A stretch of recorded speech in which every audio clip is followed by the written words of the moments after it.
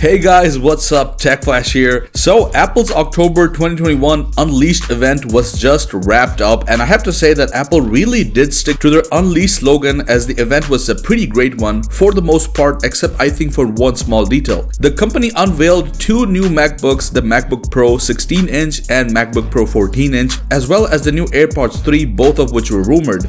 We also expected the new generation of the M1 chip, but something that we did not see coming was two new M1 chips. The all-new M1 Pro and M1 Max will power the new MacBooks and promise tremendous performance improvements over the silicon chips in the previous MacBooks. Both chipsets have a 10-core CPU and 16-core GPU for the M1 Pro, while the M1 Max has a 32-core GPU. The new chips also put an end to the long-standing rumor that the higher performance M-series Apple silicon chips will be called Apple M1X. With the new chips, there was also new hardware. Apple unveiled the new completely redesigned MacBook Pro in two models. Thankfully and finally, a wider range of ports was introduced as well, and it looked like Apple finally listened to the complaints that we've been making for the past 3 years. The new MacBook Pro comes with an HDMI port, a Thunderbolt 4 port, an SD card slot, a headphone jack, and two more Thunderbolt ports. And yes, the rumors hinted the MagSafe charging is also back, but you can still charge your laptop through the Thunderbolt 4 port.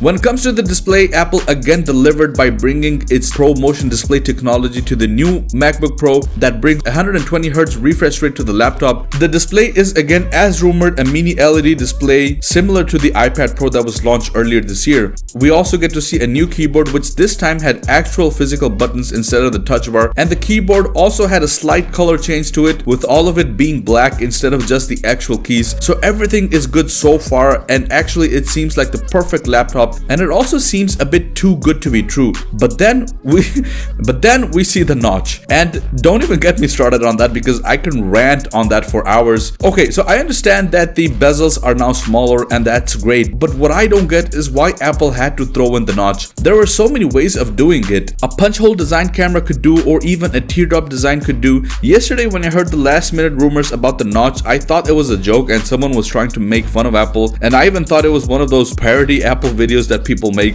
But then Apple did the most Apple thing possible, and we saw the notch and scratched our heads initially, and I thought, oh great, we get the Face ID on the Max as well, which kind of made sense for a few seconds since Windows laptops have Windows Hello. But then I thought, we already have a fingerprint sensor, and then came to realize that it was just a slightly improved camera that shoots in 1080p. And that's what really bothered me, because it would have made sense and I would have understood if it actually had Face ID, but it's just a camera with a better sensor. And I'm sure Apple now in the coming years will come out with a slightly smaller notch, or maybe remove it at all, maybe after 3 years, and call it a redesigned MacBook, and all of us will be so impressed with it, just like we Apple fans always are. Anyways, enough of that, back to the specs. Possibly the best news of the day has to do with the battery life. The M1 MacBooks already had an amazing 19 hours of battery life, but with the more efficient M1 Pro and M1 Max chips for the new MacBooks, Apple claims that the new MacBook laptops can put up to 17 hours video playback on the 14-inch models and 21 hours on the 16-inch model. Furthermore, there is a faster charging time as well. With just 30 minutes of charging, it can bring your MacBook Pro's battery level up to 50%. Finally, the pricing. The new 14-inch MacBook Pro model starts at $1,999 and will go up depending on what chip you go with and what storage options you opt for. The 16-inch model is priced at a starting cost of $2,499 and again will go up depending on the chip and storage you choose. Both the laptops are available for pre-order starting today and will ship next week. Apart from the main course, which was the MacBooks and the M1 chips, we have some more tech that was announced, starting with the 3rd generation AirPods. The AirPods 3 were launched in a similar design to what we saw in the renders and leaked images, with an AirPods Pro-like design but with slightly smaller stems and more sensors. These come with support for spatial audio and adaptive audio, which are both features seen on the AirPods Pro. And additionally, the AirPods 3 also come with the new low distortion drivers.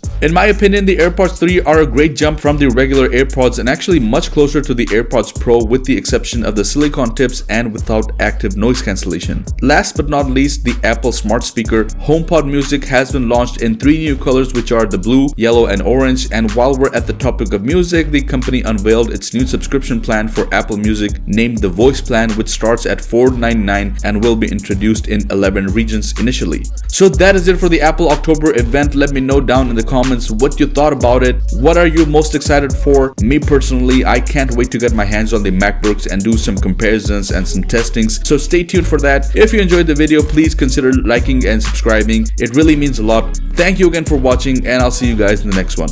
Peace out.